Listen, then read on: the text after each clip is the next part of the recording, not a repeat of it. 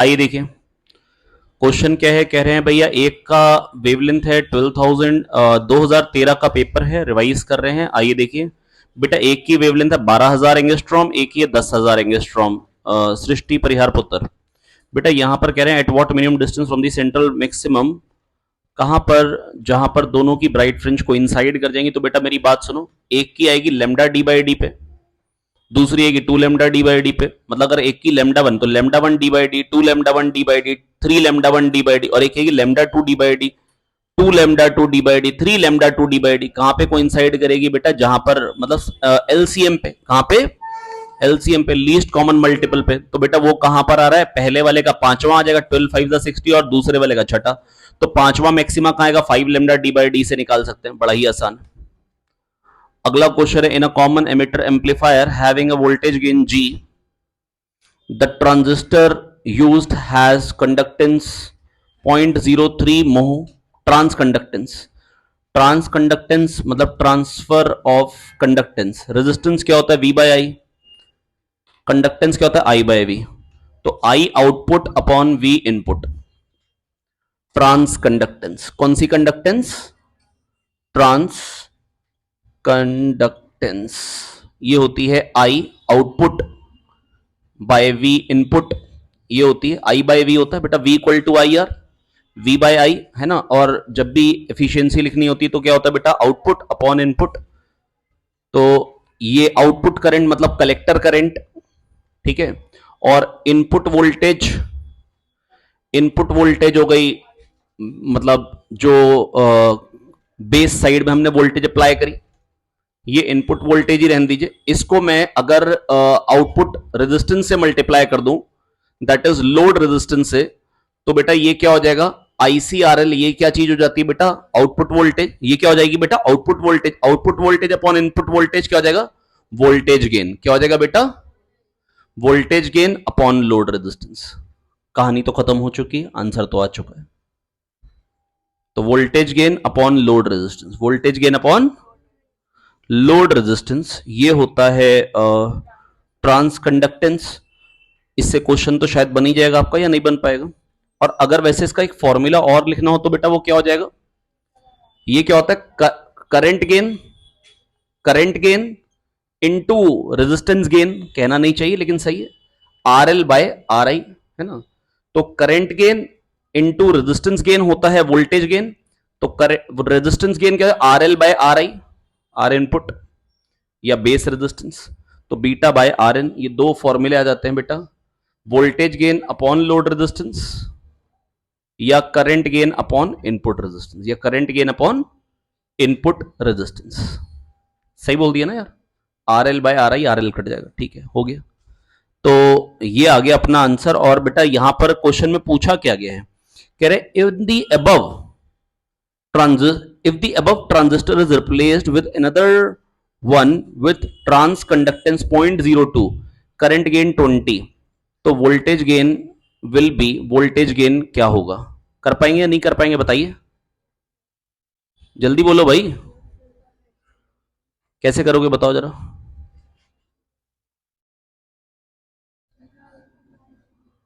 है बेटा, क्या आ जाएगा आंसर? 2/3 जी। कैसे? ट्रांस कंडक्टेंस पहले क्या थी? 0.03 थी, और बाद में ट्रांस कंडक्टेंस क्या? 0.02 है। पहले क्या था? वोल्टेज गेन जी था, और बाद में निकालना है। पहले लोड रेजिस्टेंस क्या था? अच्छा, लोड रेजिस्टेंस वही का वही है, और बाद का हमको वोल्टेज गेन बताना है, वो मालूम नहीं है, एक्स है, और लोड रेजिस्टेंस वही हो गया। तो यहां से बेटा हमने क्या निकाल ली? एक्स की वैल्यू निकाल ली। जो वोल्टेज गेन आएगा बाद में वो क्या आ जाएगा? 2/3 जी। क्या आ जाएगा बेटा? 2/3 जी। इसके बाद बेटा अगला क्वेश्चन है, हाइड्रोजन है, वो कन्वर्ट किस में हो रहा है? हीलियम में। हालांकि कल बेटा हम इसके ना क्वेश्चंस कर लेंगे तो पक्के से क्लियर हो जाएगा ये टॉपिक। आज थोड़ा सा भी मैं लेट हूं क्लास में। A certain mass of hydrogen is changed to helium by the process of fusion। कह रहे फ्यूजन से बेटा सर्टेन मास हाइड्रोजन का कन्वर्ट हो रहा है हीलियम में। तो 4 हाइड्रोजन से हीलियम बनेगा, ये तो समझ सकते हैं। और कह रहे मास डिफेक्ट जो है रिएक्शन का वो 0.0288 है। क्या मैं इसको 0.03 मान सकता हूं? कोई दिक्कत की बात नहीं है, हाँ सही बात है। और इससे जो एनर्जी रिलीज होगी बेटा वो क्या हो जाएगी इंटू 931। मेरे हिसाब से तो 930 ले लो, कोई दिक्कत की बात नहीं, क्योंकि बहुत पास पास के तो ऑप्शन है नहीं। 931 और कह रहे हमसे ये नहीं पूछा एनर्जी लिबरेटेड कितनी है, हमसे पूछा एनर्जी लिबरेटेड पर एमयू। तो बेटा हाइड्रोजन का मास क्या होता है अप्रोक्सीमेटली 1 एमयू, तो अपॉन 4 करना है। क्या करना है? अपॉन 4। तो बेटा यहां से ये पॉइंट हटेगा, ये क्या जाएगा 9.3 इंटू 3, तो 9 3 27, 27.9 अपॉन 4 है ना, लगभग 4 7 28, अप्रोक्सीमेटली आंसर 7 आता हुआ। दैट इज कौन सा ऑप्शन होगा? 6.675। अगला क्वेश्चन, वीटी ग्राफ दे रखा है। कौन सा ग्राफ दे रखा है? वीटी ग्राफ दे रखा है। अब बेटा वीटी ग्राफ दे रखा है, वॉल्यूम टेम्परेचर ग्राफ दे रखा है, और ये P1 और ये P2, ये P2 प्रेशर के लिए आ रहा है, ये P2 P1 प्रेशर के लिए आ रहा है। V क्या होगा बेटा? nRT by P। अब प्रेशर कम होगा तो क्या होगा? स्लोप ज्यादा होगी, दैट इज P2 कम होगा P1 से। P2 कम होगा P1 से, कोई दिक्कत की बात? अरे हाँ ना बोलो भाई। तो प्रेशर कम होगा।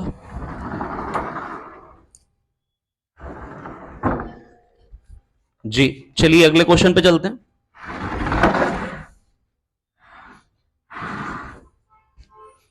जी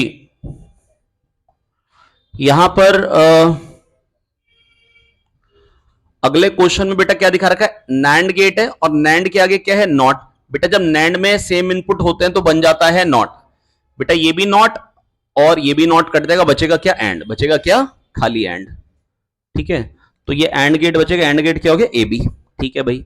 अगला, अगले क्वेश्चन में क्या कह रहे हैं? M 2M 3M mass are connected by strings as shown in the figure.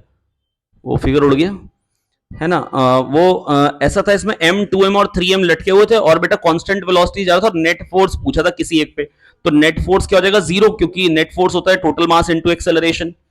अब बेटा देखो, कल जो मैंने पेपर सॉल्व करवाया था उसमें था पी टाइप सेमीकंडक्टर में है, और उसमें पूछा था कि मेजॉरिटी क्या होगा? होल्स होगा, और डोपेंट क्या होगा? वहां पे ट्राइवेलेंट। यहां पर क्या है बेटा? एन टाइप सेमीकंडक्टर है, तो यहां पर इलेक्ट्रॉन्स हो जाएंगे और पेंटावेलेंट हो जाएगा। आप देख रहे हैं मतलब चीजें बहुत सारी रिपीट हो जाती हैं बड़ी ही सिंपल तरीके से।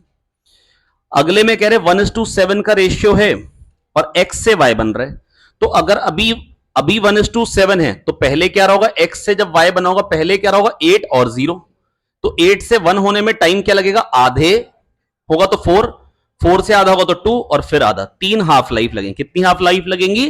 3 हाफ लाइफ लगेंगी। इसके बाद अगला क्वेश्चन सीपी बाय सीवी बेटा गामा है, पूछा है सीवी की वैल्यू। सीवी क्या होता है? R upon gamma minus 1। CP क्या होता है? Gamma R upon gamma minus 1। CV होता है R upon gamma minus 1। CP क्या होता है? Gamma R upon gamma minus 1। Gamma क्या होता है? F plus 2 by F. Adiabatic process का वर्क डन क्या था? P1 V1 minus P2 V2 upon gamma minus 1। P1 V1 minus P2 V2 upon gamma minus 1। इसके बाद बेटा wavelength lambda e of an electron and lambda p of a photon of same energy are related as। बेटा जो photon की energy होती है बेटा, energy of photon जो आती है E, वो आती है hc बाय लैम्डा p आ जाएगी, है ना। तो यहां से लैम्डा p जो आ जाएगा बेटा वो इनवर्सली प्रोपोर्शनल टू E आ जाएगा, और लैम्डा E इलेक्ट्रॉन की जो डी ब्रोगली वेवलेंथ आती है वो क्या थी? h upon mv। mv को लिख सकते हैं √2 mk, और जो उसकी एनर्जी है वो E है। तो बेटा लैम्डा ई में 1 बाय अंडर टी आ रहा है, इसका स्क्वायर करेंगे तो lambda P proportional to lambda E square आ जाएगा। Lambda P proportional to lambda E square आ जाएगा। कह रहे लॉन्गेस्ट वेवलेंथ का रेशियो बताइए, लाइमन और बामर के लॉन्गेस्ट वेवलेंथ का रेशियो। बेटा देखो लॉन्गेस्ट वेवलेंथ का रेशियो बताना है। लाइमन की लॉन्गेस्ट वेवलेंथ कौन सी आती है? 1 by lambda L max. Max नहीं लिख दिया, खुश। तो बेटा ये क्या आ जाएगा? R 1 by 1 square minus 1 by 2 square, और 1 बाय लैम्डा बामर मैक्स, है ना। ये क्या आ जाएगा बेटा? R 1 by 2 square minus 1 by 3 square. बस इसको आपको क्या करना है? डिवाइड कर लेना है, बड़े ही आराम से आंसर आ जाएगा। कह दो आ गया समझ में यार? भाई लोगों आ गया नहीं आ गया? और देखो मैं आपको वैसे जस्ट एक तरीके से और नहीं बताऊंगा, सिंपल है ना। तो लैम्डा लाइमन मैक्स क्या आता है बेटा? लाइमन के लिए लैम्डा क्या होती है बेटा? आर 1 बाय, बेटा लाइमन होता है 1 पे आया। अच्छा लाइमन वाली सीरीज, जब लाइमन सीरीज होती है उसमें कौन सी एनर्जी निकलती है? कौन से रेंज की निकलती है? अल्ट्रावायलेट की। और बामर में विजिबल और बाकी सब में इंफ्रारेड। ठीक है भैया, आप लोगों को याद है। अच्छा, एक्सरेज की एनर्जी किस ऑर्डर की होती है? किलो इलेक्ट्रॉन वोल्ट के ऑर्डर की होती है। गामा रेस की एनर्जी एमईवी के ऑर्डर की होती है। गामा रेस की एनर्जी एमईवी के ऑर्डर की होती है। ठीक है, इसके बाद कह रहे हैं करंट कैरिंग लूप। बेटा अगर एक लूप मैग्नेटिक फील्ड में, तो इक्विलिब्रियम पोजीशन कितनी होती है? दो होती है बेटा। एक होती है स्टेबल इक्विलिब्रियम जो होती है 0, और एक होती है अनस्टेबल इक्विलिब्रियम जो होती है 180। एक होती है स्टेबल इक्विलिब्रियम जो होती है 0, और एक होती है अनस्टेबल इक्विलिब्रियम जो की होती है 180। बेटा नेट फोर्स तो अगर यूनिफॉर्म मैग्नेटिक फील्ड में है तो 0 ही होता है, लेकिन टॉर्क 0 हो भी सकता है और नहीं भी। टॉर्क 0 होता है दो सिचुएशन में। टॉर्क 0 होता है दो सिचुएशन में, एक जब एंगल 0 हो एरिया वेक्टर से, या जब एक एरिया वेक्टर से एंगल 180 डिग्री हो। अब बेटा अगर यहां पर बेटा अगर एक मास है तो एनर्जी ज्यादा होगी, या यहां पे है तो एनर्जी ज्यादा होगी, या यहां पे है तो एनर्जी, जितना कंजर्वेटिव फील्ड के, जितना कंजर्वेटिव फोर्स के डायरेक्शन में जाएंगे उतनी जो पोटेंशियल एनर्जी होगी वो बेटा कम होती चली जाएगी। तो मैक्सिमम एनर्जी आ जाएगी बेटा वन चार्ज की पोटेंशियल एनर्जी को बोलते हैं पोटेंशियल। तो बेटा मैक्सिमम पोटेंशियल एनर्जी कहां पे आ जाएगी? मैक्सिमम पोटेंशियल एनर्जी आ जाएगी, मैक्सिमम पोटेंशियल एनर्जी कहां पे आ जाएगी? कहां पे आ जाएगी? बी पे। ठीक है, इसके बाद कह रहे बेटा एक तरफ से ये काट दिया, बेटा बताना है कि एंगुलर एक्सेलरेशन क्या आएगा।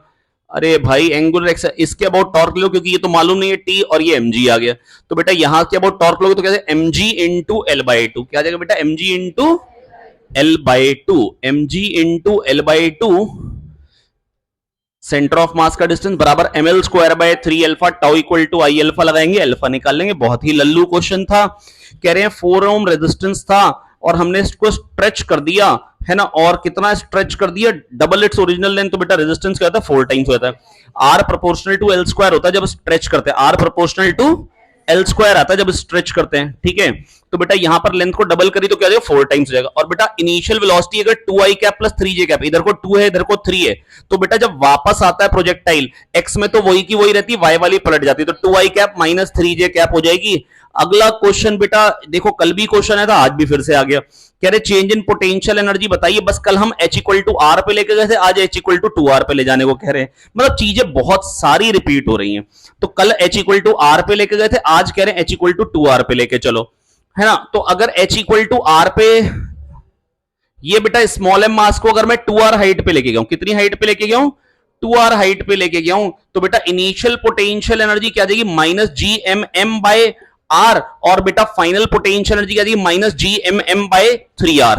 तो बेटा फाइनल माइनस इनिशियल कर देंगे, 1 माइनस 1/3, 2/3 टाइप का आंसर आ जाएगा, जो कि एक ही ऑप्शन में है। अगला क्वेश्चन आप फिर से देखिए, ये क्वेश्चन भी आपका किया हुआ क्वेश्चन है।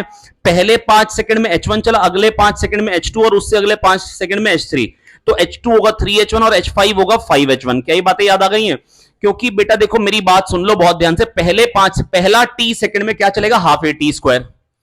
अगले टी सेकंड में क्या चलेगा? Half A 2t square minus half A T square, ऐसे सोच लीजिए। और 2 स्क्वायर माइनस 1 स्क्वायर क्या जाएगा? 3 स्क्वायर। हाफ ए 3t स्क्वायर, हाफ ए 3t स्क्वायर। और अगले टी सेकंड में कितना चलेगा? हाफ ए 3t स्क्वायर माइनस हाफ ए 2t square, 3 square minus 2 square.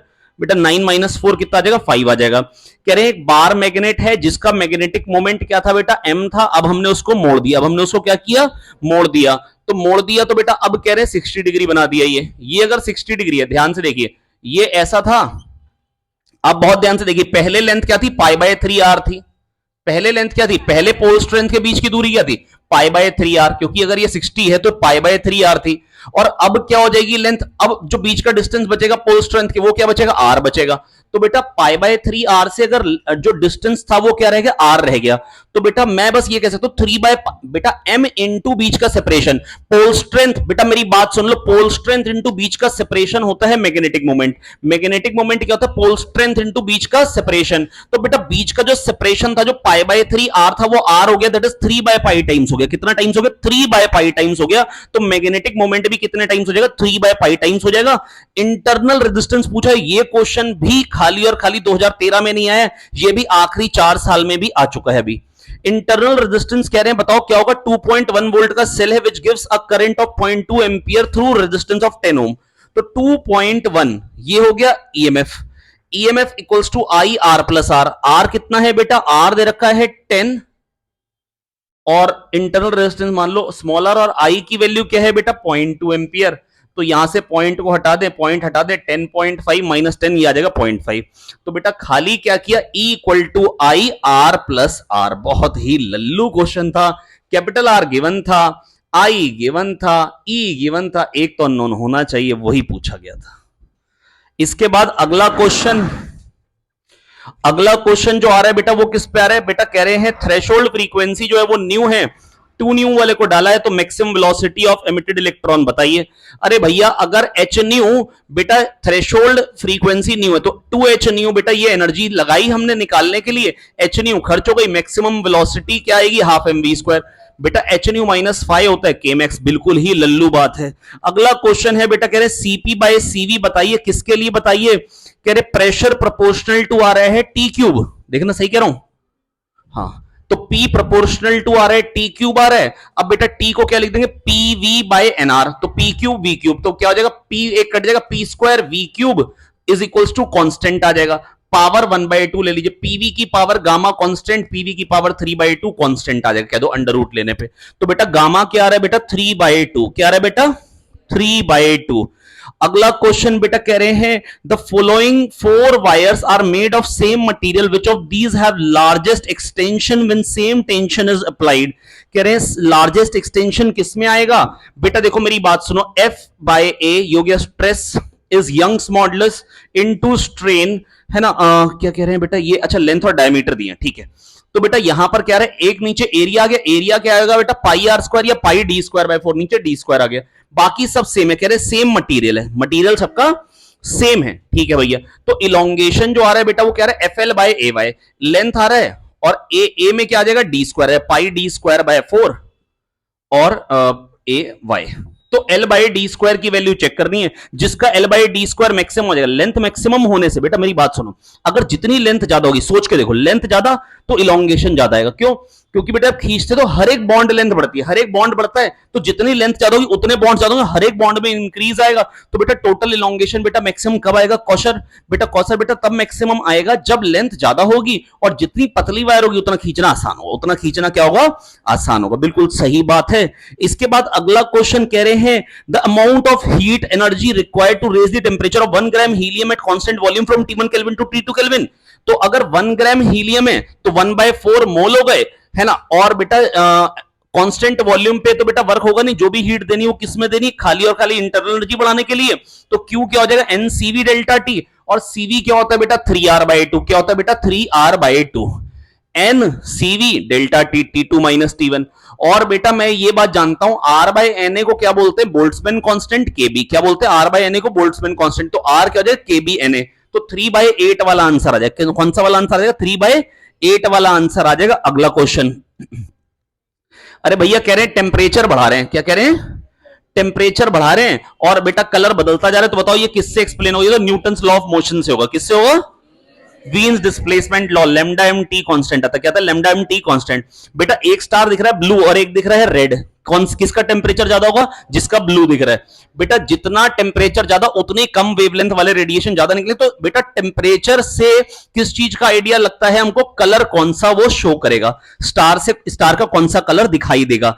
इसके बाद बेटा क्वेश्चन में मेरे को कह रहे हैं कि बेटा यहां पर पूछा है गैस ने टोटल वर्क कितना किया, बेटा पीवी ग्राफ के अंदर का एरिया निकालना है खाली छी, ये ट्राइंगल का एरिया कितने लोग हैं जो नहीं निकाल सकते हैं, जो ऐसे दबंग हो जो ना निकाल पाते, हाफ बेस इंटू हाइट करके, हाफ 5 इंटू 4 करना है, ये हो जाएगा 5 2 10, 10 इंटू पावर क्या आ रही है 10 की पावर 2, 1000 जूल आ गया वर्क डन। कितना जूल आ गया वर्क डन, 1000 जूल। कह रहे माइक्रोवेव अवन ना हीट अप कर पाता है उसी फूड आइटम को जिसमें वाटर मॉलिक्यूल्स होते हैं, क्योंकि वाटर मॉलिक्यूल्स की फ्रीक्वेंसी माइक्रोवेव की फ्रीक्वेंसी से मैच करती है, रेजोनेंस हो जाता है, क्या हो जाता है बेटा, रेजोनेंस हो जाता है। अगला क्वेश्चन आपके सामने है, ये कह रहे हैं an explosion breaks a rock into 3 parts, कह रहे हैं एक रॉक ना 3 पार्ट में फूट रही है ना, और कह रहे हैं कि भैया अगर रॉक 3 पार्ट में फूट रही है, टू ऑफ देम, अच्छा दो तो राइट एंगल पे गए, 1 किलोग्राम वाला 12 मीटर की स्पीड से और 2 किलोग्राम वाला 8 की स्पीड से, तो 1 वाला गया 12 से, 1 वाला गया है 12 से, तो उसका बेटा मोमेंटम हो गया 12, और 2 वाला गया है 8 से, तो उसका मोमेंटम हो गया 16। तो ये 12 और 16, ये 4 3 था, ये 4 4 था, तो नेट मोमेंटम क्या हो गया 4 इंटू 5 दैट इज 20 हो गया। तो तीसरा वाला गया है, कह रहे हैं 4 मीटर पर सेकंड से, पक्का है क्योंकि बेटा वो इधर को ही जाएगा, क्योंकि टोटल मोमेंटम कह रहे बॉम्ब था, रेस्ट पे था, किसी ने बेटा एक्सटर्नल फोर्स नहीं लगा, अपने आप से फूटा है, अपने आप से फूटा है। सुमित राणा, सुमित राणा समझ में आ रहा है? तो सुमित राणा मेरे दोस्त बेटा मेरी बात सुनो बहुत ध्यान से। अरे प्रियांशु थैंक यू, आज आप च्युइंगम भी नहीं खा रहे हो शायद, नहीं खा रहे हो, वेरी गुड। ऐसे हल्के हल्के आदत छोड़ो, सिगरेट भी छोड़ दो।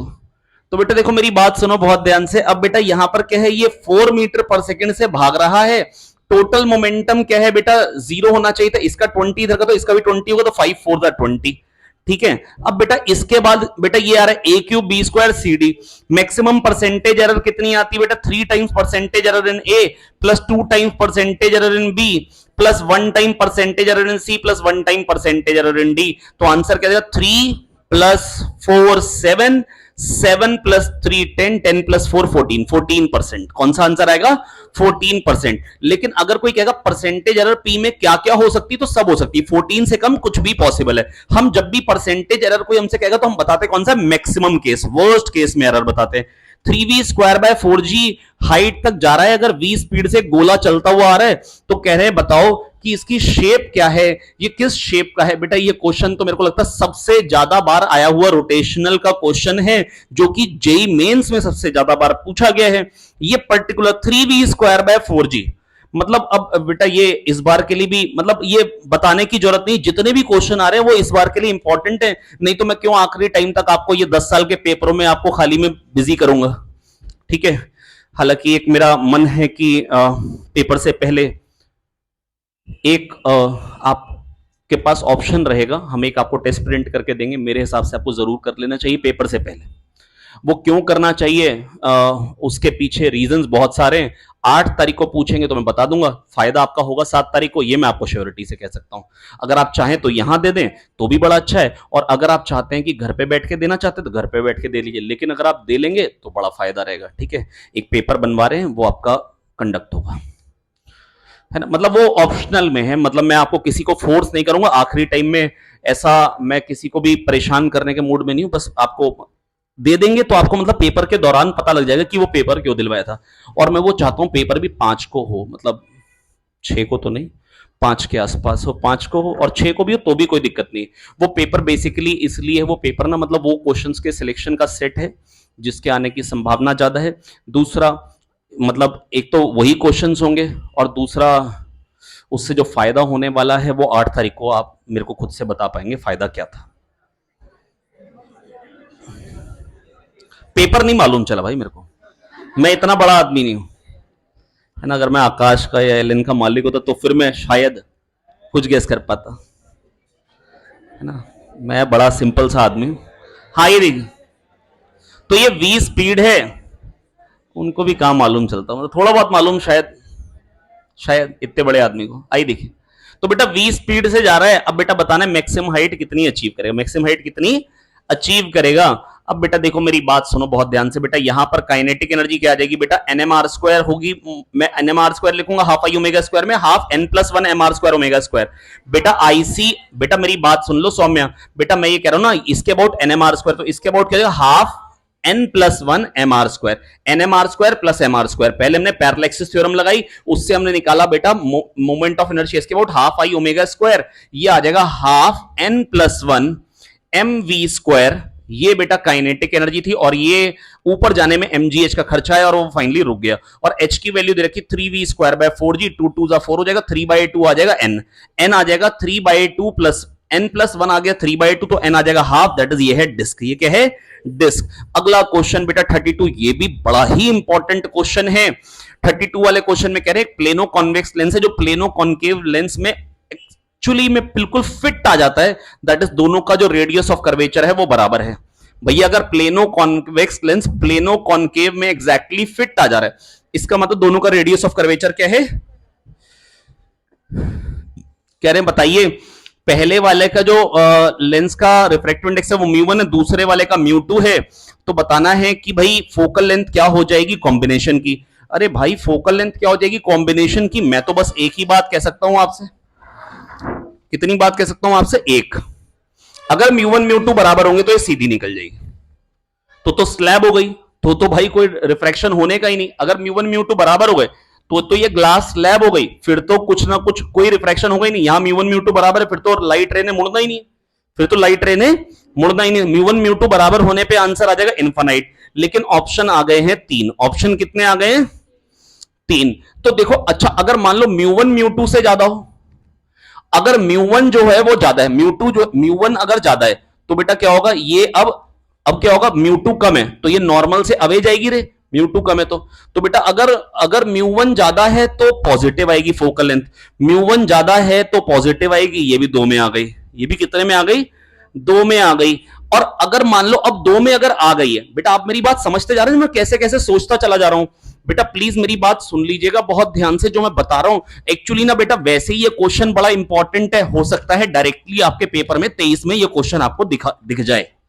बेटा देखो एक बात आपको ना बहुत ध्यान से माननी होगी, अगर आप ये 10 साल के पेपर ऐसे तैयार करके नहीं जा रहे हैं कि ये हर एक क्वेश्चन आने वाला है, तो फिर आप तैयारी करके ही नहीं जा रहे।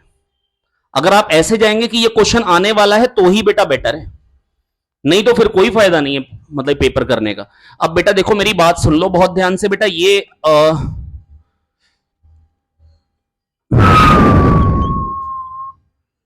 हाँ अब बेटा इसके बाद क्या है, देखो बात सुनो ध्यान से, मैं कह रहा हूं म्यू वन म्यू टू बराबर है, ये बेटा ये नॉर्मल आ गई, तो बेटा क्या होगा, ये रे सीधी निकल जाएगी, सीधी निकल जाएगी मतलब फोकल लेंथ क्या आ गई, इनफाइनाइट आ गई। तो म्यू वन म्यू टू बराबर पे बेटा नीचे 0 आ गए तो वैल्यू 1/0 क्या हो जाएगा, टेंड्स टू इनफाइनाइट हो गया। तो बेटा कहने का मतलब म्यू वन म्यू टू बराबर होने पे इनफाइनाइट आने चाहिए। कितने ऑप्शन आ गए, 3 आ गए, झंड हो चुकी है बुरी तरीके से, हम कर नहीं पाए। लेकिन मैं कह रहा हूं मान लो म्यू वन बड़ा है, ये अगर ज्यादा है ये कम है, तो म्यू वन अगर म्यू टू से बड़ा है तो बेटा ये डेंसर मीडियम में रेयरर में जाएगी, तो नॉर्मल से अवे जाएगी, ऐसे ना जाके कुछ ऐसे जाएगी। अब आगे रिफ्रैक्शन फिर से होगा यार, उससे मेरे को क्या मतलब, बस मैं ये बात कहना चाह रहा हूं म्यू वन अगर बड़ा है तो नेट में फोकल लेंथ पॉजिटिव आएगी, म्यू वन बड़ा है तो पॉजिटिव आएगी। अब 2 ऑप्शन आ गए, थर्ड और फोर्थ। और अब मैं ये कहना चाहता हूं, सोचो अगर म्यू टू 1 है, अरे मतलब ये है ही ये एयर है, तो बेटा अब मेरे को ये बताओ इसकी फोकल लेंथ क्या होती थी, अगर म्यू वन 1.5 होता, म्यू वन अगर 1.5 होता ऐसा लेंस होता तो फोकल लेंथ क्या होती है r, और ऐसे में क्या हो जाती है 2r। क्या बात याद आ गई? तो चुपचाप से म्यू टू को सोच लें 1 है, म्यू टू क्या है 1 है, और म्यू वन है 1.5। अब आंसर क्या आना चाहिए, 2r आना चाहिए, तो 2r बनना चाहिए, क्या बनना चाहिए 2r। अब म्यू वन को पहले तो 1.5 डालो, ठीक है, और म्यू टू को 1 डालो, और आंसर आना चाहिए 2r, ऑप्शन 4। मतलब फाइनली खुरेद के भी पहुंच गए। ये जो खुरेद के पहुंचना है ये बताता है कि सब्जेक्ट में आपकी डेप्थ कितनी है, आप कैसे कैसे सोच पा रहे हैं। तो ये बताने के पीछे खाली मंशा यही थी कि मैं आपको ये बता पाऊं कि अगर आप क्वेश्चन के पीछे लग जाए तो मतलब आंसर निकल जाए, है ना। तो आइए इसके बाद बेटा एक सिंपल मेथड क्या है इस क्वेश्चन को करने का वो जरूर बता देना चाहता हूं, क्योंकि बेटा ये पर्टिकुलर क्वेश्चन नहीं है, ये क्वेश्चन लेंस मेकर फॉर्मूला पे है, और लेंस मेकर फॉर्मूला का ना क्वेश्चन आपके पेपर में आना ही आना है। और लेंस मेकर फॉर्मूला का क्वेश्चन आपको 4 तरीकों से करना आता हो तो भी बड़ी अच्छी बात है, क्योंकि वो आना ही आना है। जो आपके मन में क्लिक कर जाए वहां से कर लें, सिंपल फॉर्मूला लगाएं, कोई दिक्कत की बात नहीं है, थोड़ा सा टाइम ज्यादा लग जाएगा लेकिन आप कर पाएंगे। ये जो याले मेथड्स होते हैं ना, ये जो सोचता है अगर आपके दिमाग में आ गया तो ये बहुत जल्दी से आंसर दे देगा। लेकिन कभी भी पेपर में बैठ के ये नहीं सोचना कि छोटा मेथड कौन सा, जो दिमाग में आ गया उससे बहुत जल्दी से स्टार्ट करो, आपका टाइम बचेगा। लेकिन अगर आप ये सोचो कोई छोटा मेथड एग्जिस्ट करता है तो आपका टाइम वेस्ट हो जाएगा। तो आपको पेपर में छोटा मेथड सोचना नहीं होता, वो इवॉल्व अगर हो गया दिमाग में तो उससे ट्राई कर लो, नहीं हुआ तो जो आ गया उससे करना चालू करो। अब जैसे अगर मैं करता, अगर मान लो मेरे को मालूम नहीं चलता तो 1/f1 वो क्या आ जाता, mu one minus 1/r1 minus 1/r2। अब 1/r1 क्या जाता, 1/इनफिनाइट माइनस 1/r2। r2 क्या था बेटा, इसका सेंटर ऑफ कर्वेचर के नेगेटिव साइड पे आ रहा है, इंसिडेंट रे अगर इधर है तो बेटा माइनस 1/r2, r2 क्या था माइनस r, तो बेटा 1/इनफिनाइट क्या था 0, तो 1/f1 हो जाता म्यू वन माइनस 1/r।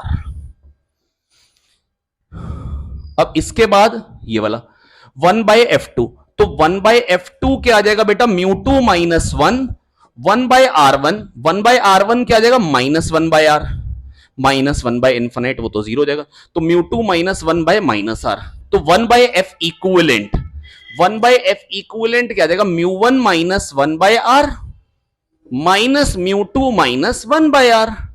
तो 1 बाय आर वाला टर्म कैंसिल हो जाएगा, mu one minus mu two by R. ये क्या आ गया, 1 बाय एफ इक्विवेलेंट। तो एफ इक्विवेलेंट क्या है, R upon mu one minus mu two. मेरे हिसाब से ये पर्टिकुलर क्वेश्चन को आपको लिख के सॉल्व करना ही चाहिए जरूर। लगाना क्या था, lens maker formula. Question lens maker formula का 100% आएगा, इसमें कोई डाउट नहीं मेरे को।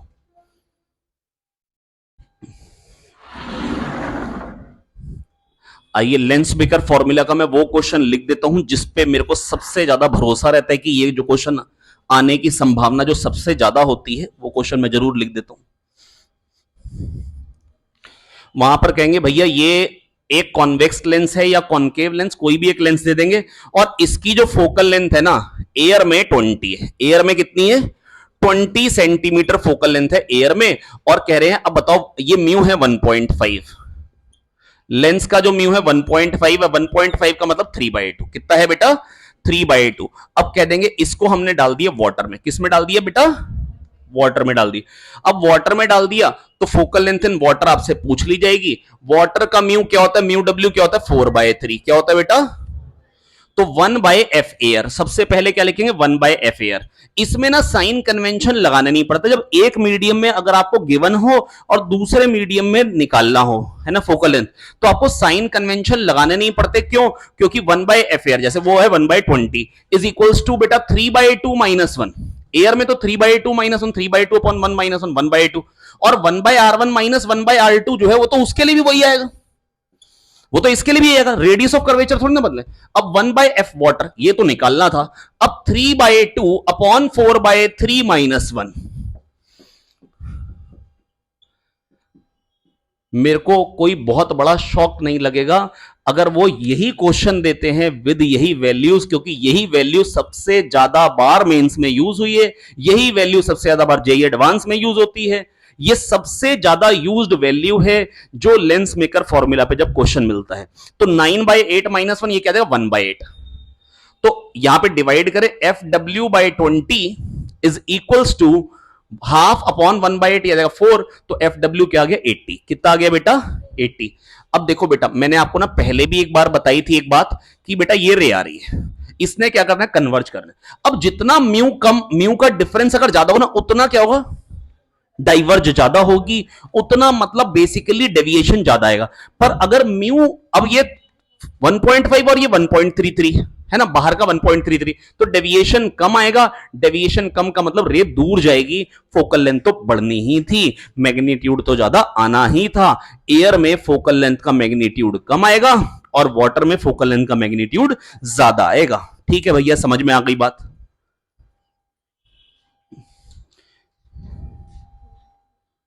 ये जो दो क्वेश्चन मैंने बताए हैं लिख के कर लीजिए। अगर ये नहीं भी आए तो भी जो लेंस मेकर का फॉर्मूला का क्वेश्चन आएगा वो आप बना लेंगे।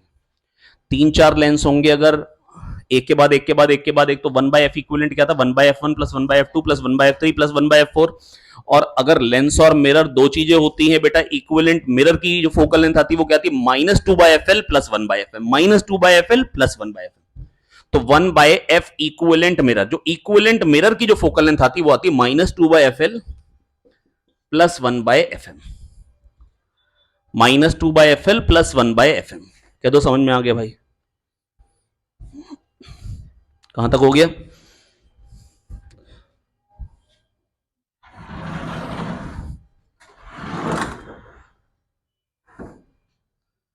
बताओ यार, ये तो बिल्कुल बेकार निकल रहा है यार, दूसरी बार पैसे खराब होते हो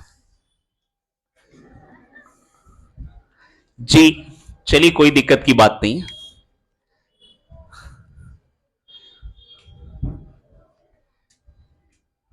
तो निष्ठा पुत्र सब बेटा, सब ठीक ठाक है बेटा। एक मेरी रिक्वेस्ट है, मतलब लड़कों को खास तौर पे बेटा, आखिरी टाइम पे कोई मजा ना ले प्लीज, मेरी रिक्वेस्ट है ना। मतलब ये नहीं आ रहा है ना, किसी का मूड खराब करके कोई फायदा नहीं मिलता है ना। और सब बढ़िया। तो दोस्त अब बेटा मैं ये कहना चाह रहा हूं, निष्ठा पुत्र बेटा यहां पर पता क्या कह रहे हैं, कह रहे हैं हम डिफ्रैक्शन करा रहे हैं, लेकिन अब बेटा क्या है, लाइट बीम से नहीं कर रहा। अब तुम इधर देख नहीं रही हो, तुम चाहती हो मजा पूरा लिया ही जाए। हाँ ये देखिए, अच्छा नहीं नहीं, मैं तो खाली बस कह रहा हूं एक बात। अच्छा बेटा देखो मेरी बात सुनो, अंशुमन, अंशुमन तुम्हारा भाई कहाँ है भाई? अंकित पांडे कहाँ है? आया है? नहीं आया?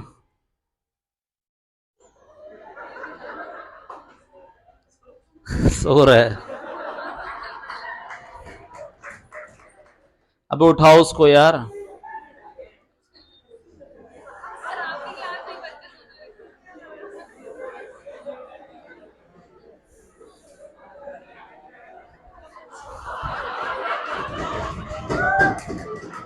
तुम कहां से इसकी तारीफ करते थे मेरे को कि मेरे भाई से ज्यादा होशियार बच्चा कोई नहीं होगा, बड़ा समझदार है। कहां समझदार है ये? क्लास में भी भाई नीचे मुंह करके वहां पे गुटखा खा के उठ गया। आइए देखिए, खा ले गुटखा जो खाना है तेरे को। हाँ ये देखिए, सभी एक से बढ़कर है। कह रहे इलेक्ट्रॉन की वेलोसिटी बढ़ा दी, इलेक्ट्रॉन की वेलोसिटी बढ़ा दी, तो कह रहे हैं भैया बताओ फ्रिंज विड्थ पे क्या फर्क पड़ेगा। अबे लेमडा जो है वो कम हो जाएगा, lambda equal to H by M V, speed बढ़ा दी तो लेमडा कम हो गया, और फ्रिंज विड्थ क्या थी, two lambda D by, fringe width क्या हो जाएगी बेटा, कम हो जाएगी। Angular fringe width of central maxima will be unaffected, diffraction pattern is not observed, angular width of central maxima will increase, angular width of central maxima will decrease. Decrease वाला answer आ गया। कौन सा वाला आंसर आ गया? Decrease वाला। बेटा देखो मेरी बात सुनो, अब कह रहे हैं कॉर्निया की जो पावर है वो 40 और लेंस की जो मिनिमम पावर है बेटा वो 20 है। मिनिमम पावर का मतलब क्या होता है? जब हम दूर की चीज को देख रहे हैं, जब आई रिलैक्स है तो बिल्कुल पतला लेंस होता है। कहां पे कैसा लेंस होता है? पतला। और उस टाइम क्या होता है ना, ये जो आंख होती है ना, उससे जो इमेज बन रही होती है वो कहां बन रही थी? रेटिना पे बन रही है। तो जो मिनिमम पावर दे रखी है ना बेटा आई की, वो दे रखी है आपको 60 डायोप्टर। और फोकल लेंथ क्या हो जाएगी बेटा? 1/60, 1/पावर हो गई फोकल लेंथ। और ये जो फोकल लेंथ है ना बेटा, वही तो ये चीज है जो आई बॉल का डायमीटर है। बस 1/60 मीटर, और सेंटीमीटर में निकालनी तो इंटू 100, तो 10/6 आ जाएगा 1.66, तो 1.7 सेंटीमीटर आ जाएगा। कौन सा ऑप्शन हो गया बेटा? फोर्थ वाला ऑप्शन।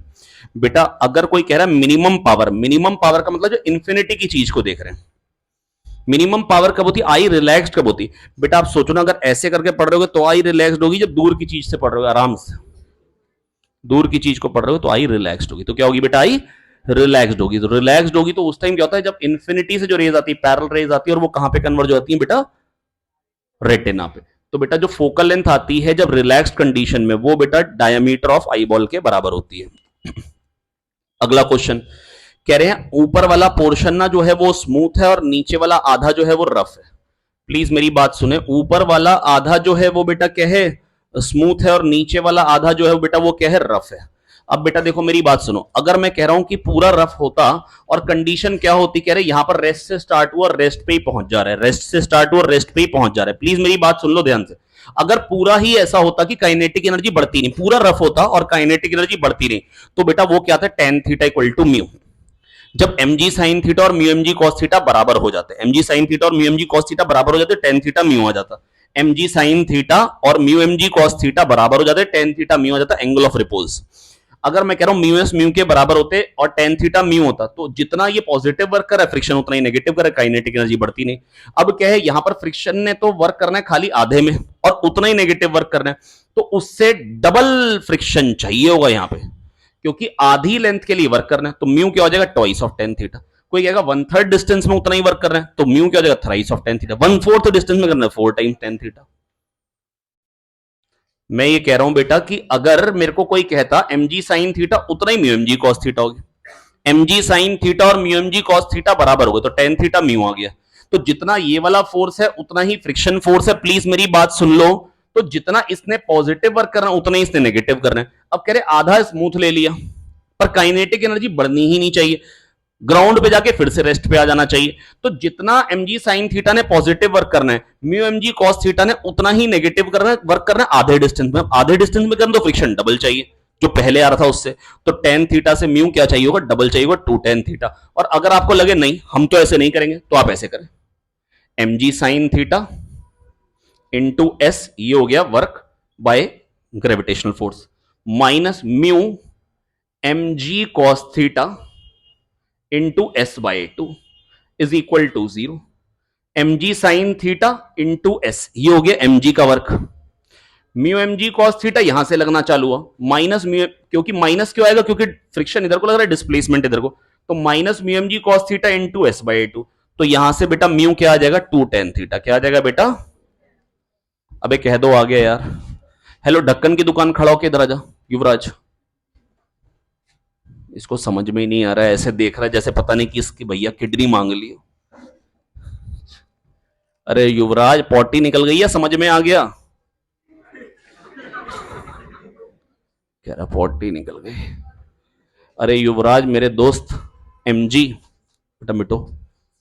ये रहा ये रहा ये रहा बेटा, ये रहा। तुम पहली बार मिटोना है क्या?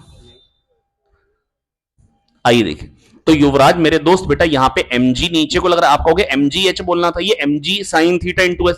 बेटा देखो, वर्क डन लिखने के तरीके होते हैं, एफ डॉट एस या component of force in the direction of displacement into displacement, या तो आप कह लो mgh और h क्या हो जाएगा, एस साइन थीटा। ये ग्रेविटी का वर्क हो गया, minus mu mg cos theta, ये फ्रिक्शन फोर्स हो गया, और डिस्प्लेसमेंट कितनी हुई, एस बाई टू। कह रहे रेस्ट से स्टार्ट हुआ था, रेस्ट पे तो चेंज इन काइनेटिक एनर्जी क्या हो गया, जीरो। यहां से म्यू निकाल लीजिए ना यार, mg s sin थीटा, कोई मदद मत करो, खाली बैठे रहो बस। mg s sin theta is equals to mu by two mg s cos theta. mg s तो कट जाएगा, mg s तो tan थीटा क्या रहे, म्यू क्या रहे, 2 tan थीटा, म्यू क्या रहे भाइयों, कह दो समझ में आ गया। इसके बाद कह रहे फ्रीक्वेंसी 1 बाय न्यू, टी का पड़ोसी 2 पाई एफ, टी का पड़ोसी 2 पाई एफ का मतलब क्या हो जाएगा, 2 पाई इंटू 1 बाय पाई 2। देखो टी का पड़ोसी 2 पाई एफ होता ना, तो 2 पाई एफ 1 बाय पाई, तो 2 आना चाहिए। तो 2 किस में आ रहा है बेटा, इस वाले में, सेकंड वाले में, दिख गया? तो सेकंड वाला ऑप्शन आ गया। कौन सा वाला ऑप्शन आ गया, एक्स का पड़ोसी 2 पाई बाय लैम्डा, टी का पड़ोसी 2 पाई एफ। बेटा देखो अगला क्वेश्चन क्या कह रहा है, a source of unknown frequency gives 4 beat per second when sounded with a source of frequency 250 hertz. Second harmonic of the source of unknown frequency give 5 beat per second with 513। तो बेटा या तो उसकी frequency क्या रहेगी, 250 वाले के साथ 4 बीट्स आ रही है, या तो 258 रहा होगा, 254 रहा होगा, या रहा होगा 246। नहीं आया समझ में ना, ये आ गया। कह रहे फंडामेंटल के साथ 2 बीट आ रही है, तो कह रहे 250 हर्ट्ज के साथ 2 बीट आ रही है, तो वो 254 रहा होगा या 246। तो कह रहे और इसका सेकंड हार्मोनिक जो है, इसका सेकंड हार्मोनिक, तो इसका सेकंड हार्मोनिक क्या बनेगा, 254 का डबल क्या बनेगा, 508 है ना, और इसका डबल क्या बनेगा बेटा, 492। और कह रहे हैं 513 के साथ 5 बीट आ रही, 513 के साथ 5 बीट किसकी आएंगी, इसकी। तो इसका मतलब ओरिजिनल फ्रीक्वेंसी क्या थी, 254। You are good boy, genius. Jeans भी पहनी, जीनियस तो है। अगला क्वेश्चन कह रहे हैं a coil of self inductance L is connected in series with a bulb and N AC source. कह रहे हैं एक कॉइल है जिसका सेल्फ इंडक्टेंस एल है, बल्ब है और एसी सोर्स है, ब्राइटनेस ऑफ बल्ब। कह रहे बताओ ब्राइटनेस पे क्या फर्क पड़ेगा बेटा, अगर उसमें रॉड डाल दी हमने इंडक्टर में, तो बेटा बताओ ब्राइटनेस क्या होगी, बढ़ेगी या घटेगी? बेटा देखो बेटा, एलआर सर्किट है, कौन सा सर्किट है, इंपीडेंस क्या होता है, under root R square plus XL square omega square L square, और एल बेटा सेल्फ इंडक्टेंस क्या होता है, mu naught N square L, mu naught N square L. और अगर आपने उसमें क्या डाल दिया, कोई वो डाल दी, क्या बोलते हैं, रॉड, तो बेटा mu naught mu R N square L, mu R times हो जाएगा, क्या हो जाएगा बेटा, म्यू आर टाइम्स, जेड बढ़ जाएगा, जेड बढ़ जाएगा, करंट कम हो जाएगा, ब्राइटनेस कम हो जाएगी। तो कह रहे हैं भैया ब्राइटनेस घटेगी किसमें, brightness of the bulb will decrease when an iron rod is inserted. कह रहे frequency of AC sources decrease, बेटा फ्रीक्वेंसी को डिक्रीज करूंगा तो जेड कम हो जाएगा, जेड कम हो जाएगा तो ब्राइटनेस बढ़ जाएगी। इसके बाद कह रहे हैं number of turns reduced, number of turns को रिड्यूस कर तो एल कम हो जाएगा, एल कम हो जाएगा तो जेड कम हो जाएगा, जेड कम हो जाएगा तो करंट बढ़ जाएगा, ब्राइटनेस बढ़ जाएगी। कह रहे कैपेसिटर लगा दिए एक्सएल एक्सी बराबर है, तो इंपेडेंस कम हो गया, मिनिमम हो गया इंपेडेंस। क्या बात कर रहे हैं यार, मिटो फिर इसी बात पे। हाँ, इसके बाद क्वेश्चन नंबर 39 आ गया। बचने की कोशिश मत किया करो, समझ में आ गई बात, बचने की कोशिश करते रहते। आइए देखिए, तो मेरे प्यारे बच्चों बेटा ये क्वेश्चन आपके सामने 2 बार आया है क्वेश्चन, है ना। कह रहे हैं वाई डिस्टेंस पे है, ये वाई है, ये बीच का डिस्टेंस आर है, बीच का डिस्टेंस कितना है, आर है, कितना है बेटा बीच का डिस्टेंस, आर। यहां पे बिल्कुल चिपक जाओ ऐसे करके, बीच का डिस्टेंस आर है, तो आधा क्या हो जाएगा, आर बाई 2। तो ये इस पे फोर्स क्या लगाएगा, K Q square by R square, क्या फोर्स आएगा, K Q square by R square. MG किधर को आएगा, नीचे को आएगा, ठीक है। अब बेटा जो नेट फोर्स आएगा ना वो इधर को आ जाएगा और टेंशन उतनी होगी अपोजिट डायरेक्शन में। जाओ बेटा जाओ। हाँ एंजल सक्सेना ना बेटा, सब ठीक ठाक है। हाँ एंजल पुत्र K Q square by R square और ये एम जी और ये आ गया रिजल्टेंट। तो टेन थीटा बेटा क्या हो जाएगा, टेन थीटा हो जाएगा K Q square by R square upon M G और टेंशन उतनी होगी अपोजिट डायरेक्शन, दैट इज ये भी थीटा। तो K Q square by R square upon M G और टेन थीटा क्या हो जाएगा R by two upon Y. तो आर क्यूब क्या आ जाएगा प्रोपोर्शनल टू वाई। तो आर क्या हो जाएगा बेटा, आर आ जाएगा बेटा प्रोपोर्शनल टू वाई की पावर 1/3। आर हो जाएगा वाई की पावर 1/3 के प्रोपोर्शनल। अब वाई को अगर हाफ कर दिया, वाई को क्या कर दिया हाफ कर दिया, तो बेटा वो क्या हो जाएगा बेटा 1/3 टाइम्स। अगर वाई बाय 2 कर दिया, कह रहे धागा बांध दिया, धागे को ऐसे बांध दिया कि वाई बाय 2 रह गया, तो अगर वाई को हाफ कर दूंगा तो बेटा आर क्या हो जाएगा, आर डैश क्या हो जाएगा, आर बेटा आर है proportional to cube root of Y, तो आर डैश आ जाएगा R upon cube root two, cube root two. क्योंकि बेटा अगर मैंने वाई को हाफ किया तो खाली वाई के नीचे 2 आया, तो वाई बाय 2 की पावर 1/3, तो खाली क्या जो पहले आर था उससे क्यूब रूट टू 1/√2 टाइम्स, उससे 1/√2 टाइम्स हो जाए। क्या दो आ गया समझ में? फैज को समझ में नहीं है फैज, ये बेटा ये मुश्किल क्वेश्चन है, पर आया समझ में? क्या आया है? ये 40 निकली थोड़ी सी बेटा, चेक करना जरा बेटा एक बार जुनैद, और निकल गई तो धो भी आइयो। आइए देखिए, कह रहे if we study the vibration of a pipe open at both ends pressure change will be maximum at both ends. नहीं भाई, यहां तो डिस्प्लेसमेंट एंटी नोड होता है, और जहां डिस्प्लेसमेंट का एंटी नोड होता है प्रेशर का नोड होता है, तो आपको मालूम है open and will be anti node. Yes सही बात है। तो is not true, pressure change will be maximum at both ends, ये तो गलत हो गया। ऑड हार्मोनिक्स आएंगे, बिल्कुल सही बात है। सारे हार्मोनिक्स आएंगे, ये भी सही बात है बेटा। जब ओपन एट बोथ एंड्स होती है तो दोनों तरीकों के हार्मोनिक आते हैं, ऑड भी आते हैं इवन भी आते हैं, पर ऑड आएंगे ये तो सही है ना, कोई गलत थोड़ी ना, ये ऑड भी आएंगे इवन भी आएंगे, वो ये थोड़ी ना खाली ऑड आएंगे। वो कह रहे odd harmonics of the fundamental frequency will be generated, तो आंसर क्या होगा, करेक्ट। इसके बाद अगला क्वेश्चन, अगला क्वेश्चन क्या है 41। हाँ तो प्यारे बच्चों 41 question, when a proton is released from rest in a room, कह रहे प्रोटॉन को हमने रिलीज किया रेस्ट में एक रूम से, it starts with an acceleration A not towards waste. एक प्रोटॉन है वो ए नॉट से जा रहा है वेस्ट की तरफ, तो इलेक्ट्रिक फील्ड तो वेस्ट में है, इलेक्ट्रिक फील्ड तो किस में है, वेस्ट में। तो वेस्ट वाले कितने ऑप्शन है बेटा, 2 है ना, सेकंड और थर्ड। अब कह रहे हैं अगर उसको प्रोजेक्ट किया नॉर्थ में विद वेलोसिटी वी नॉट, अगर वी नॉट से प्रोजेक्ट किया नॉर्थ में, अब बेटा क्या आएगा, अब कह रहे हैं उसका एक्सेलरेशन जो आ गया 3a नॉट आ गया, मतलब फोर्स और बढ़ गया ना, पहले a नॉट से 3a नॉट हो गया, तो EVB जो आना चाहिए वो इधर को आना चाहिए, तो मैग्नेटिक फील्ड किधर को जाएगी, डाउनवर्ड। तो डाउनवर्ड वाला ऑप्शन क्या है, वेस्ट और डाउनवर्ड में एक ही ऑप्शन है, तो आपको पूरा सॉल्व ही नहीं करना पड़ रहा। पर अगर आपको लगे नहीं हम तो सॉल्व करें, तो EE is equals to MA naught, तो यहां से आपके पास इलेक्ट्रिक फील्ड आ गई MA नॉट बाई E। अब ऐसा कौन सा ऑप्शन है, MA नॉट बाई E सब में ही है, छी यार। और अब अप डाउन वाला जो था, अब बेटा मेरे को ये तो मालूम है MA नॉट, तो इससे फोर्स आ गया, तो अब टोटल 3MA नॉट आना चाहिए क्योंकि एक्सेलरेशन 3 आ रहा है, तो EVB जो होगा, EVB जो होगा वो 2MA नॉट होगा।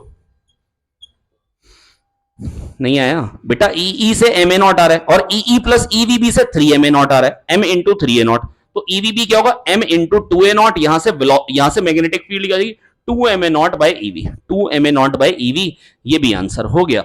इसके बाद कह रहे हैं wire loop is rotated in a magnetic field, एक वायर को हमने मैग्नेटिक फील्ड में रोटेट किया, एक वायर लूप को। अब कह रहे हैं बताओ कि भैया change of direction of induced EMF, बेटा कल ही बताया था BA n omega sine omega T, क्या आता है बेटा, इस तरीके से आता है ना, साइन ओमेगा टी, साइन का ग्राफ ही आता है। और एक साइकिल देखो, एक साइकिल यहां से यहां तक की एक साइकिल कंसिडर कर ली, एक साइकिल में कितनी बार चेंज हो रहा है, पॉजिटिव से नेगेटिव और नेगेटिव से पॉजिटिव, एक साइकिल में 2 बार चेंज होगा, हर साइकिल में कितनी बार चेंज होगा, 2 बार चेंज होगा, ठीक है।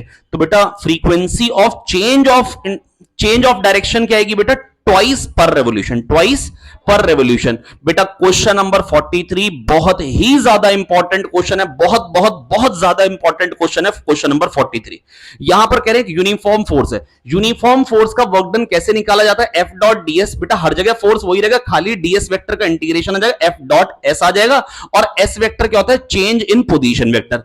क्या ये बात याद आ गई, नहीं याद आ गई? अगर इनिशियल पोजीशन वेक्टर आर आई है और final position vector R F है, तो बेटा जो डिस्प्लेसमेंट वेक्टर आएगी बेटा वो क्या आएगी, R F vector minus R I vector. तो F dot R F vector minus R I vector. तो बेटा आर एफ वेक्टर आपको गिवन है, आर आई वेक्टर गिवन है, डॉट प्रोडक्ट करना आपको आता है। कह दो आ गया समझ में यार। और एफ वेक्टर क्या, 3i cap plus J cap.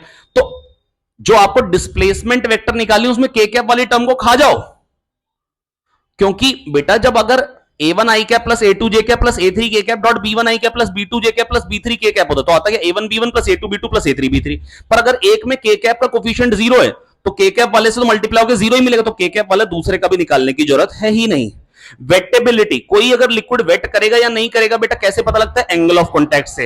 Angle of contact किससे पता लगता है, कोहेसिव एडहेसिव फोर्सेस से। जब एडहेसिव फोर्स बहुत ज्यादा होते हैं, जब एडहेसिव फोर्स बहुत ज्यादा होते हैं तो एक्यूट एंगल ऑफ कॉन्टैक्ट होता है, वेट करता है। जब कोहेसिव फोर्स बहुत ज्यादा होते हैं तो ऑब्ट्यूस एंगल ऑफ कॉन्टैक्ट होता है, वेट नहीं करता है। बेटा देखो मेरी बात, अगर ये मैं खाली में बता रहा हूं है ना, मतलब मैं क्यों, ये कोई इंपॉर्टेंट बात नहीं, ये 180 लाने के लिए खाली। बेटा जब एडहेसिव फोर्स जो आता है वो कोहेसिव फोर्स बाय रूट 2 होता है ना। जब कोहेसिव फोर्स बाय रूट 2 होता है तो 90 डिग्री बनता है, और जब एडहेसिव फोर्स जो होता है वो कोहेसिव फोर्स बाय रूट 2 से बड़ा होता है ना, तो क्या बनता है, एक्यूट एंगल ऑफ कॉन्टैक्ट बनता है। एंगल ऑफ कॉन्टैक्ट क्या होता है, angle between tangent to liquid surface and solid surface, angle to be taken inside liquid. और ऑब्ट्यूस एंगल ऑफ कॉन्टैक्ट जब आता है, ये ऑब्ट्यूस एंगल ऑफ कॉन्टैक्ट है, ये क्या है, angle between liquid surface and solid surface at the point of contact and angle to be taken inside liquid. तो ऑब्ट्यूस एंगल ऑफ कॉन्टैक्ट आ गया, ठीक है। इसके बाद जो क्वेश्चन दे रखा है बेटा, कह रहे हैं 2 किलोग्राम के बहुत सारे मासेस है, 1 2 4 8 एंड सो ऑन। तो कह रहे हैं बताइए पोटेंशियल कितना होगा ओरिजिन पे। तो बेटा माइनस जीएम बाय आर होता है पोटेंशियल। पोटेंशियल क्या होता है, minus GM by R. Potential क्या होता है, minus GM by R. Potential क्या होता है, minus G2/1 minus G2/2 minus G2/4, ऐसे ही माइनस G2/8। तो माइनस 2G कॉमन ले लेंगे और क्या देगा, 1 plus 1/2 plus 1/2 square plus 1/2 cube and so on. तो बेटा क्या देगा, a upon 1 minus R, a upon 1 upon 1 minus half. तो ये क्या जाएगा, -4G। क्या जाएगा बेटा, -4G। बेटा इन्फिनाइट जीपी का सम होता है a upon 1 minus R. Infinite GP का सम क्या होता है, a upon 1 minus R. Infinite GP का सम होता है a अपॉन 1 माइनस आर। अगर बेटा a प्लस ए आर पर r लेस देन 1 होना चाहिए, ऐसा नहीं कि ये a है, ये 2 है, वो 3 है, तो फिर तो इन्फिनाइट हो जाएगा। अगर छोटा होता जाए तो a अपॉन 1 माइनस आर होता है इन्फिनाइट जीपी का सम। हो गया। तो मैंने आपको 2013 का पेपर सॉल्व करा दिए है ना, 2014 का भी करा दूं क्या?